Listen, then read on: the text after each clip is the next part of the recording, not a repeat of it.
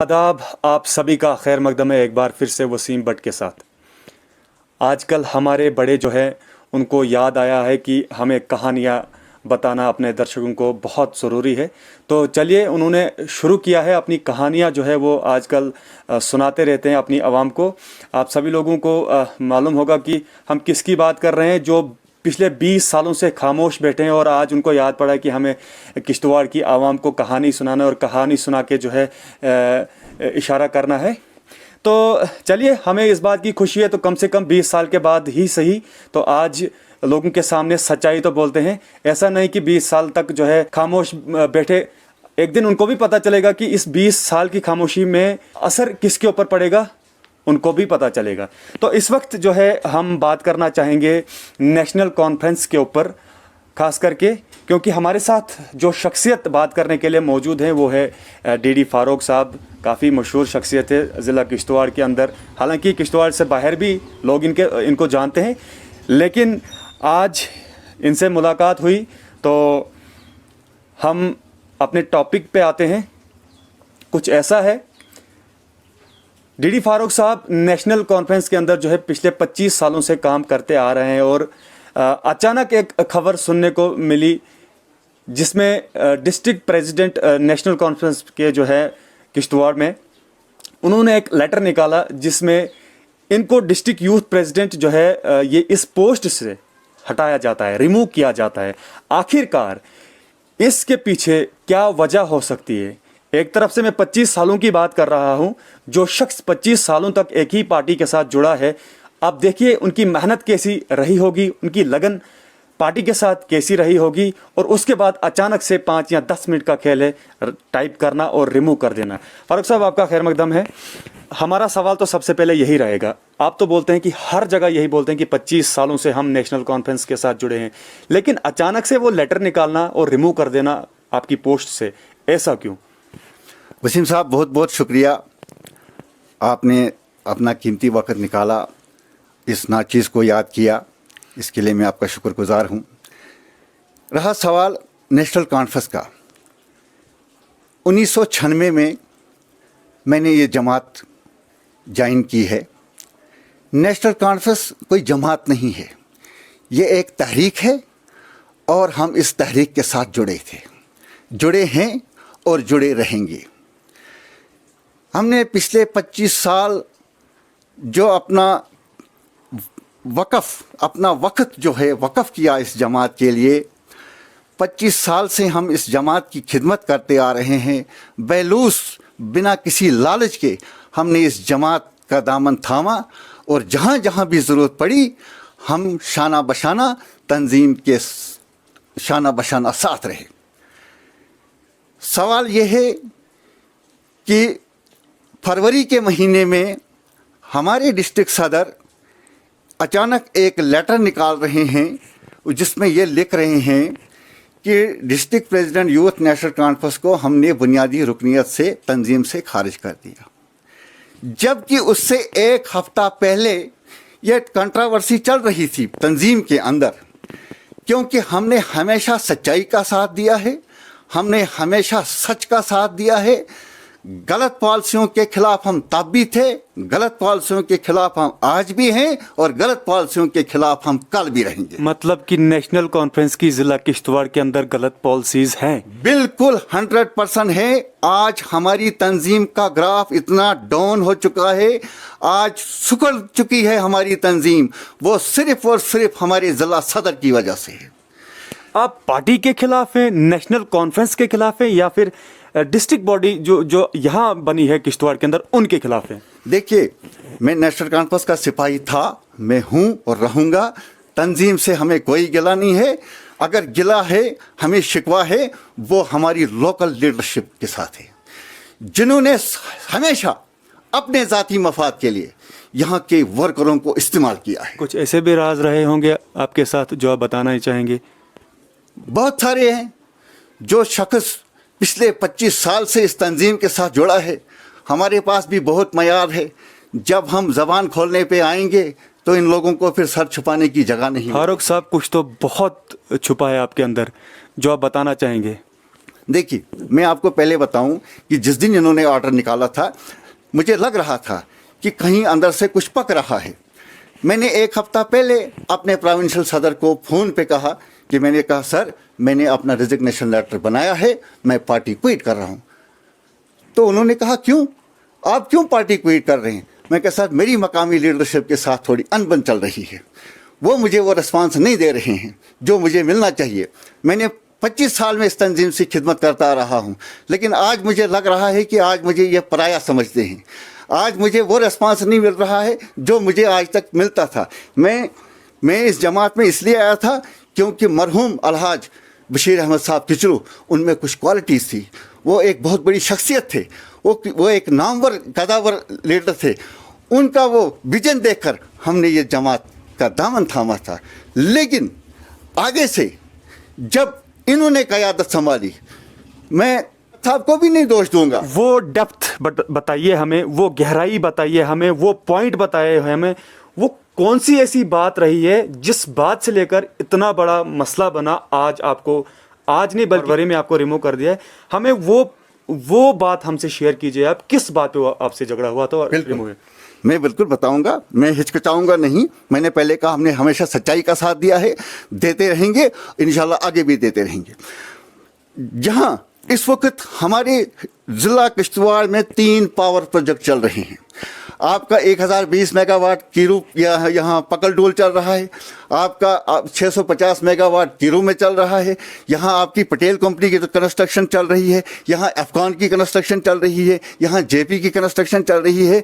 मुझे सजाद साहब ने स्पेशली ये हदायत दी थी कि आप जाओ, थोड़ा सा इन कंपनी वालों को कहो कि भाई आप यहाँ प्रोजेक्ट बनाने आए हो, क्या आप ये प्रोजेक्ट जब यहाँ बनाने आए हो, क्या यहाँ के रोज़गार जो है यहाँ मकामी नौजवानों के लिए नहीं है, क्या ये सिर्फ बाहर के लोगों के लिए है? उसके बाद हम गए, हमने जेपी मैनेजमेंट पे प्रेशर डाला, हमने अफगान पे प्रेशर डाला, हमने वहाँ एक हफ्ता हड़ताल भी की। तब आप यूथ प्रेसिडेंट थे? बिल्कुल। I was district president youth NC Kishtwar. उसके बाद हम पटेल कंपनी को वहाँ भी हमने प्रेशर डाला, हमने उसके ऊपर। लेकिन एक तरफ हमने यहाँ माहौल बनाया कि यहाँ मकामी नौजवानों को रोज़गार मिलना चाहिए, और हमारे ज़िला सदर दिल्ली हेड ऑफिस में जाकर नेगोशिएशन करते हैं और 8 करोड़ रुपए का काम पकड़ते हैं। क्या मेरा फर्ज नहीं बनता था वहीं से डिस्ट्रिक्ट यूथ प्रेसिडेंट कि मैंने ऑब्जेक्शन किया कि हमने यहाँ एजुटेशन शुरू की कि यहाँ मकामी नौजवानों को रोज़गार मिलना चाहिए? एक बार फिर से हम सुनना चाहेंगे जो आपने दोहराया कि दिल्ली में जाके नेगोशिएशन चल रही थी, एक बार फिर से सुनना चाहेंगे। बिल्कुल। 8 करोड़ रुपए का काम इस वक्त हमारे डिस्ट्रिक्ट प्रेसिडेंट के नाम से है। उन्होंने आगे दूसरे ठेकेदारों को सबलेट पे दिया है। हमारे पार्टी वर्करों को क्या दिया इन्होंने? हमारे पार्टी वर्कर इस वक्त, हर एक वर्कर जो है फाइनेंशियली सोन नहीं है, जिन्होंने इस वक्त रात दिन 2002 में इलेक्शन में काम किया, 2008 में इलेक्शन में काम किया। 1996 की मैं बात बताऊंगा, जब मिलिटेंसी पीक पे थी, उस वक्त मैं पहला शख्स था जब मैंने जीप सोमो निकाल कर मैं यहाँ प्रचार कर रहा था। उस वक्त मरहूम बशीर अहमद साहब किचलू ने, जब 3 दिन 1 हफ्ता था इलेक्शन को, जब मैं प्रचार के लिए निकला, उन्होंने अपने बगीचे में आकर मुझे जब बुलाया और ज़ोर से उन्होंने मुझे थप्पड़ मारा। मुझे बड़ा फील हो गया कि इतने लोगों के सामने बशीर साहब ने मुझे थप्पड़ मारा, आखिर क्या वजह है? मुझे फील हो गया बड़ा। फिर उन्होंने हाथ रखा, मुझे कहता है, आप बताओ तुम्हारा दिमाग ख़राब है? इस मिलिटेंसी के दौर में, यहाँ मिलिटेंसी इतनी पेक भी है, 96 का दौर था, और आपको जान की परवाह नहीं है और आप यहाँ इलेक्शन कैंपेन के लिए निकले? ऐसा मत करो। लेकिन उस थप्पड़ में वो हमदर्दी छुपी थी, वो प्यार छुपा था, वो मोहब्बत छुपी थी। फिर जाकर हम दिलो जान से मरते थे उनके ऊपर। लेकिन जब क़यादत आगे इनके हाथ में आई, इन्होंने सिर्फ अपने ज़ाती मफाद के लिए वर्करों का इस्तेमाल किया। मैंने हमेशा वर्करों की बात की कि वर्करों का इस्तेसाल हो रहा है, वर्करों को वो चीज़ नहीं मिल रही है जो उनको मिलनी चाहिए। जब इनको लगा कि ये बंदा जो है ये वर्करों की आवाज़ उछाल रहा है, ये वर्करों के हक की बात कर रहा है, आहिस्ता आहिस्ता इन्होंने सोचा कि इसको कैसे हम तंजीम से अलग करेंगे। क्यों? क्योंकि इनको वो बंदा चाहिए जो यस मैन हो। मैं यस मैन नहीं हूँ। हम हमेशा अपनी लीडरशिप की भी तनकीद करेंगे। वहाँ तनकीद करेंगे जहाँ तंजीम को नुकसान होगा। हम इस तंजीम के सिपाही हैं, वर्कर हैं तो हमारा लीडर है, वर्कर नहीं है तो लीडर नहीं है। वर्करों की बुनियाद, वर्कर अगर ग्राउंड लेवल पे मजबूत है, हमारा लीडर पहले ही मजबूत है। अगर हमारा वर्कर कमज़ोर है, हमारी लीडरशिप कमज़ोर है। क्या वर्करों के हक के बारे में बात करना कोई जुर्म है? अगर ये जुर्म है तो ये जुर्म हम बार करेंगे। आपके कहने का मतलब है कि एक तरफ से यही लोग कहते हैं कि हम आपके लिए खिदमत करेंगे और जो गरीब आवाम है यहाँ की, उनको हक दिलाने की बात करते हैं। दूसरी तरफ से यही लोग बड़ी बड़ी जगहों पे जाके, दिल्ली में जाके, सेंटर में जाके इनसे कॉन्ट्रैक्ट लेते हैं और गुमराह करते हैं लोगों को। तो इसके लिए क्या लगा आपको कि ये लोगों को थोड़ा सा गलत गाइड कर रहे हैं या नहीं? बिल्कुल कर रहे हैं, अपने ज़ाती मफाद के लिए। आज बताइए, 1 साल हो गया। मैं आपको एक बात बताऊंगा। जब 5 अगस्त 2019 को हमारी रियासत में हमसे हमारा स्टेटस छीना गया, हमसे हमारा विकार छीना गया, हमसे हमारी इज्जत छीनी गई, आर्टिकल 370, आर्टिकल 35 से हमसे जब छीना गया, पूरे सूबा जम्मू के अंदर, हमारे सूबा जम्मू में 10 डिस्ट्रिक्ट हैं, पूरे 10 डिस्ट्रिक्टों में वाहिद मैं एक डिस्ट्रिक्ट प्रेसिडेंट हूं जो जेल में गया। बाकी कोई डिस्ट्रिक्ट दिखाइए, कोई डिस्ट्रिक्ट प्रेसिडेंट जो जेल की सलाखों के पीछे गया हो। मैं 29 दिन जेल की सलाखों के पीछे रहा और मेरे कजिन ब्रदर मोहम्मद असलम देव उस वक्त आगे आए, उन्होंने जमानत पर मुझे बाहर निकाला। 6 महीने में कोर्ट में मैंने केस लड़ा, यहाँ पर 6 महीने के बाद वो केस खत्म हो गया। तो ये कोई जुर्म है क्या? 25 सालों में सिर्फ यही एक वजह रही कि इन लोगों ने जो है आपके साथ ये, मतलब जो आपने बताया कि मतलब एक मशवरा हुआ था आपका, और मशवरे में ये डिसाइड किया गया था कि आप कंपनीज के अंदर जाके लोगों को हक दिलाने की बात जो है ये कही गई थी, और दूसरी तरफ से यही लोग टांग खींचने की अंदर से कर रहे थे। ये आपके कहने का मतलब है 25 सालों में एक ही यही वजह रही जिसको आपको इस पोस्ट से निकाला, ये लोग मजबूर हुए कि पोस्ट से निकालना पड़ा आपको? यही एक वजह नहीं रही, उसके अलावा बहुत सी वजह रही। हमने वक्तन फ़वक्तन अपने लीडरशिप से कहा कि हमारी पार्टी के जो कारकुन हैं वो फाइनेंशियली बहुत कमज़ोर हैं, इनको कहीं ना कहीं एडजस्ट कर लो, इनको कहीं डिपार्टमेंट में काम दिलाओ ताकि इन बेचारों का भी रोज़गार चल सके, इनके घर का भी खर्चा चल सके। क्योंकि जब इलेक्शन आता है तब हमारा वर्कर सर पे कफन बांध के निकलता है, तब वो अपना घर बार नहीं देखता है कि मेरे घर में क्या बन रहा है, क्या पक रहा है। उस वक्त वो जुनून होता है उसको, ये सोच कर कि कल जब हम इलेक्शन जीतेंगे, जब हमारा लीडर जीत के आएगा तब शायद कुछ भला होगा। लेकिन यहाँ तो फिर वैसे ही, मैं खुद 25 साल से इस तंजीम के साथ जुड़ा हूं। आज तक हमने अपने आप को वक़्फ़ किया दूसरों के लिए, लेकिन खुद के लिए आज तक हमने कभी, आज तक हम लीडरशिप को ये दावा चैलेंज करते हैं अपनी लीडरशिप को। 25 सालों तक कितनी बार इन लोगों ने आपके साथ गलत किया होगा, तो आज तक आप मीडिया के सामने क्यों नहीं है, और अचानक जब रिमूव हुए तो आज इनके खिलाफ आप ज़्यादा बोलते हैं? देखिए, ऐसा क्यों? इससे पहले मैं वाइस प्रेसिडेंट था, तब ये मेरे साथ बहुत अच्छा रिस्पांस दे रहे थे। जब, क्योंकि अब मैं डिज़र्व करता था, 25 साल की मेरी सर्विस थी तंजीम में, और मेरे अलावा वहाँ कोई डिज़र्व करता नहीं था डिस्ट्रिक्ट प्रेसिडेंट के लिए। जब 26 अक्टूबर 2015 को मुझे डिस्ट्रिक्ट प्रेसिडेंट का ओहदा दिया गया जम्मू के शेर कश्मीर भवन में, उस वक्त क्या सोचा लीडरशिप ने कि यह है हमारा यसमैन बन के रहेगा, हम इसको जैसे कहेंगे ये वैसे चलेगा।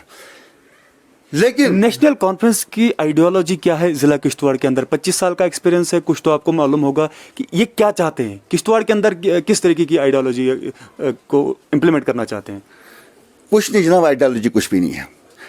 अगर चाहते तो 25 साल में बहुत कुछ बदल सकता था, 25 साल में बहुत कुछ बदल सकता था।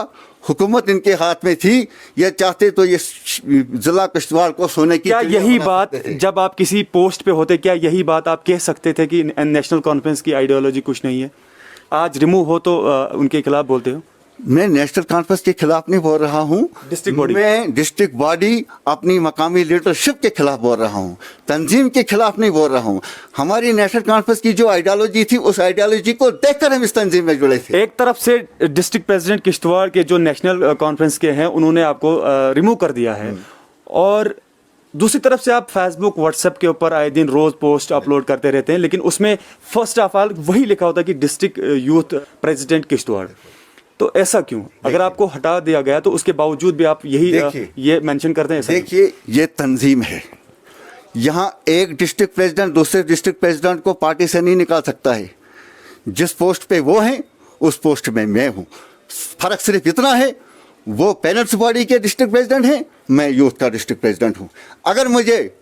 अगर पार्टी के मुखालिफ हमने कोई काम किया है, अगर पार्टी के खिलाफ कोई एक्टिविटीज़ हमारी प्रूफ होती हैं, तो उसके लिए हमारा हेड ऑफिस से शो कास्ट नोटिस निकलेगी कि भाई आपके खिलाफ इस तरह से आप पार्टी के मुखालिफ काम कर रहे हो। अगर उसके बावजूद भी हम फिर भी शो कास्ट नोटिस निकलने के बाद भी अगर हम फिर भी पार्टी के मुखालिफ काम करते हैं, तो फिर हमें पार्टी से 1 या 2 साल के लिए सस्पेंड किया जा सकता है।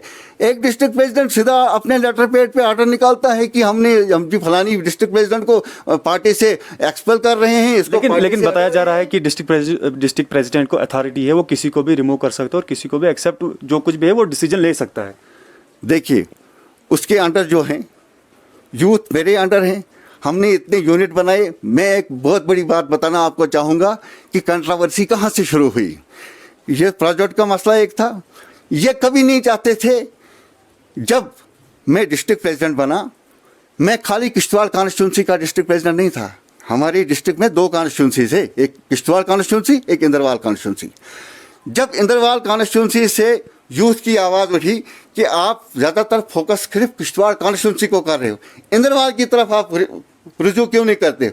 जब हम ठाकराई में गए, मुगल मैदान में गए, छात्रों में गए, चिनगांव में गए, सिगदी में गए, ठाठी में गए, बलेसा में गए, भोंसवा में गए, सरूर में गए, द्राक्षाला में गए, सरथल में गए, जब ठाकराई में गए, केशवान में, जब वहाँ हमने ये यूनिट बनाने शुरू किए, तो उस वक्त भी इन्होंने मुझे प्रेशर डाला कि आप सिर्फ किश्तवाड़ की तरफ देखो, इंदरवाल की तरफ मत देखो, हमें इंदरवाल से क्या लेना देना है। वहाँ से ये कंट्रोवर्सी शुरू हुई। क्योंकि नेशनल किश्तवाड़ की मकामी लीडरशिप ने ही इंदरवाल की नेशनल कॉन्फ्रेंस को ख़त्म कर दिया है। ये कभी नहीं चाहते कि इंदरवाल से कोई कैंडिडेट खड़ा होकर आए। काजी जलालुद्दीन 1996 में जीत के आए, 2002 में हारे। क्यों हारे? उसके पीछे हमें सब कुछ पता है वो क्यों हारे, किसकी वजह से हारे, कौन सी पॉलिसियाँ हुई, करीम वानी कैसे हारा। कुल मिला के ये किसके ऊपर बात आती है? ये सब हमारी लोकल लीडरशिप की बात आती है। बिल्कुल, जो हमारी जिम्मेदार है यहाँ की लोकल लीडरशिप, वो इसके लिए जिम्मेदार है। लोकल लीडरशिप कौन है? लोकल लीडरशिप ये सजाद अहमद किचलू, ये जनाब तनवीर अहमद साहब Kitchlew, both are the responsible for this. इन्होंने कभी नहीं चाहा कि यहाँ कोई दूसरा एमएलए भी आ जाए। इसलिए तो आपके कहने का यही मतलब है कि उन्होंने हमेशा यही चाहा कि वर्कर जो है वो वर्कर बन के ही रहना चाहिए। बिल्कुल। और अगर कोई वर्कर से किसी पोस्ट तक लाने की वो जो चाह होती है, अगर किसी को लाने की अगर वो चाहेंगे भी, लेकिन वो यस मैन बनना चाहिए, तो जाके वो अपनी पोस्ट को हासिल कर सकते हैं, नहीं तो नहीं कर सकते। ये आपके कहने का मतलब है। बिल्कुल। तो हाल ही में आपने एक पोस्ट चढ़ा है जिसमें आपने पूजा जी जो है डीडीसी चेयरमैन है, खुल के बात करेंगे? बिल्कुल करेंगे, खुल के। आपने उनको एडवाइस किया है, कुछ फेसबुक के ऊपर जो आपने पोस्ट अपलोड की है उसमें साफ साफ यही लिखा है कि अगर आपसे आपकी मैनेजमेंट संभाली नहीं जाती है तो आपको रिमूव करना चाहिए। क्या लगा आपको कि फिर जाके आपने ये पोस्ट चढ़ाई? देखिए, जब ये डीडीसी का जो इलेक्शन का जब बिगुल बजा, काफ़ी सारी तवक्कात थी किश्तवाड़ के आवाम को, खासकर मैं कहूँगा नौजवान तबका जो है, बेरोजगार नौजवान तबका, कि जब हम जीत के आएंगे चेयरमैन हमारे बनेगा। डिस्ट्रिक्ट डेवलपमेंट चेयरमैन एक बहुत बड़ी पोस्ट होती है। मैंने जो कल एक पोस्ट चढ़ाई जिसमें मैंने उनको मशवरा दिया कि आपको अपने ओहदे से मुस्तफ़ी होना चाहिए। क्योंकि उनको एक्सपीरियंस नहीं है, या तो उनको अपनी पावर का पता नहीं है, या तो उनको पावर इस्तेमाल करनी नहीं आती। इसके लिए जो था ना पैनल जो था, वो पहले हमें नहीं पता था कि गवर्नमेंट ने एक गलत डिसीजन लिया। उनको पहले ही करना चाहिए था, इलेक्शन से पहले ही कि सीटें रिजर्व करनी चाहिए। जब इलेक्शन हो गया उसके बाद उन्होंने, अब ऑप्शन तो कोई था नहीं, लेडीज सीट थी, पढ़ी लिखी तकरीबन वही एक थी, तो डिज़र्व करती थी उस हिसाब से। वही मैं पार्टी के हिसाब से अगर मैं कहूँ तो वो डिज़र्व करती थी। लेकिन जब वो चेयरमैन बनी, वर्करों को काफ़ी तवक्कात थी। क्यों? यहाँ जब मैंने पहले कहा कि यहाँ 3 प्रोजेक्ट चल रहे हैं, एक ही प्रोजेक्ट में वो गई, पकड़ डोल में वहाँ डंगडोरू में। वहाँ मैनेजमेंट को थोड़ा उन्होंने प्रेशराइज किया कि भाई आप जो यहाँ काम कर रहे हो, यहाँ मकामी नौजवानों को भी रोज़गार मिलना चाहिए। आप बाहर के स्टेटों से वर्करों को ला रहे हैं और यहाँ के वर्करों को इग्नोर कर रहे हैं। वो उस पर हमने उसको अप्रिशिएट किया, ये एक बहुत अच्छा बोल्ड स्टेप आपने उठाया। लेकिन पिछले 3 महीने से फिर उन्होंने खामोशी इख्तियार करी। तो कुछ न कुछ खदशा तो लग रहा है, तो कहीं तो कुछ दाल में तो काला है। तो पिछले 3 महीने से अचानक खामोशी इख्तियार की है। ना तो वो डूल अफगान कंपनी के बारे में कुछ बोल रही हैं, ना तो वो पटेल कंपनी के बारे में जो कीरू में काम कर रहे हैं। वहाँ से तो थोड़ा बहुत खदशा तो लग रहा है, तो कहीं ना कहीं दाल में कुछ काला है। ये अचानक से इन्होंने खामोशी इख्तियार क्यों कर ली है? और दूसरी बात, वर्करों ने उस वक्त भी ना रात देखा ना दिन देखा। वर्करों ने उसको चुना है, तंजीम ने उसको चुना है। अगर उस पोस्ट पे वो बैठी हैं, अगर उसकी वहाँ बैठने से अगर हमारी तंजीम कमज़ोर हो रही है, हमारा वर्कर कमज़ोर हो रहा है, फिर उसको वहाँ पर बैठने का कोई हक नहीं है। क्यों? क्योंकि वर्कर ही एक ऐसी चीज़, वर्कर बुनियाद होता है। वर्कर अगर स्ट्रांग होगा तो हमारा लीडर, ये क्या बोलते हैं, हमारा लीडर ये स्ट्रांग है। कहीं फारूक साहब ऐसा तो नहीं है कि करोड़ों के हिसाब से इन लोगों को प्रोजेक्ट्स के अंदर काम है, तो इन्होंने कहीं ऐसा तो सोचा नहीं होगा कि हमारी चेयरपर्सन भी होगी तो जो थोड़ा सा हेल्प करने में आगे से काम आए? क्या लगता है आपको? नहीं, किस हिसाब से हेल्प करेंगे? आप देखें यहाँ की ये जो जितनी भी पॉलिटिकल पार्टीज हैं, सबों ने हेल्प मतलब खामोशी बन के। खामोशी, तो जैसे पॉलिटिकल पार्टियों ने खामोशी इख्तियार कर ली है, कोई जबान नहीं खोल रहा है। या तो ऐसा लग रहा है कि ये जो कंस्ट्रक्शन कंपनीज जो काम यहाँ कर रही हैं, या तो जो मैनेजमेंट इनकी है, जिस तरह से इन्होंने पॉलिटिकल पार्टीज के मुंह पे ताला लगाया है, हो सकता है उसको भी ताला लगाया होगा। वो कुछ बोल नहीं रही हैं, उनको बोलना चाहिए, वरना हमारी तंजीम कमज़ोर हो रही है, हमारा वर्कर फेडअप हो चुका है, हमारा वर्कर जो है ये कमज़ोर हो रहा है। वरना क्या फ़ायदा हमें ऐसी चेयरमैनशिप का, जिससे हमारे वर्करों का भला नहीं होगा। आप म्यूनसिपलिटी की हालत देख लीजिए इस वक्त, करोड़ों रुपया आया, कहाँ गया? ऊपर से ही बांट लिया। यहाँ इतनी स्ट्रीट लाइटें लाई इन्होंने, लाखों के हिसाब से परचेज की, कहाँ गई वो? यहाँ मारामारी हो रही है।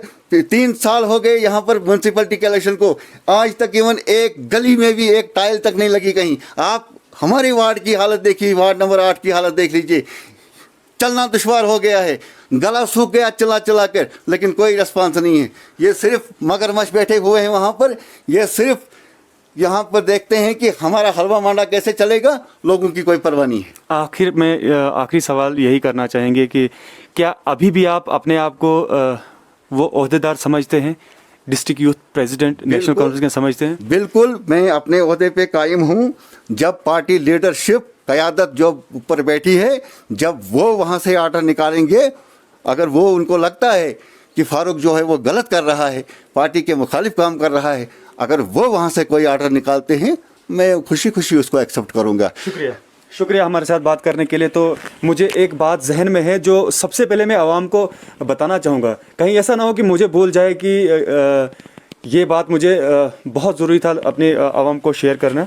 तो वो ये बात है कि आप ये बात जहन में रखिए, आप सभी लोग, सभी खास करके हमारी बेरोज़गार यूथ जो है, ये जहन में रखिए। जिस तरीके से यहाँ पे आप ने सुना होगा, फारूक साहब ने कहा कि दिल्ली में जाके ये लोग बड़े बड़े कॉन्ट्रैक्ट जो है प्रोजेक्ट्स के अंदर लेते हैं, बाहर से मुंह खोल नहीं पाते हैं। और यहाँ की आवाम को जब वोट लेने की बारी आती है तो धोखा, मज़हब के नाम पे वोट लिया जाता है। उस वक्त हर कोई भी इनका कोई भी प्लान दो एक्सेप्ट करने के लिए तैयार है, क्योंकि उनको तो उस वक्त वोट चाहिए होता है। अभी जब आप इनके पास जाते हैं ना, याद रखिए ये बात, मैं हर किसी नौजवान तक ये बात पहुंचाना चाहता हूं। मैं सिर्फ नेशनल कॉन्फ्रेंस की बात नहीं करूंगा, हर किसी पार्टी की बात करूंगा।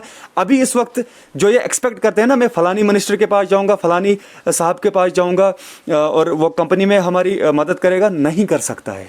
ये बात याद रखिए कि नहीं कर सकता, क्योंकि उनको उसी कंपनी के अंदर बड़े बड़े ठेके होते हैं और जिस बेस पे वो किसी की अप्रोच नहीं कर सकते हैं। याद रखिए, जो आपके पास टैलेंट है, जो आपके पास स्किल है, उसको इस्तेमाल करिए। इस धोखे में मत रहिए कि कोई साहब आके प्रोजेक्ट में आपको एम्प्लॉयमेंट देगा।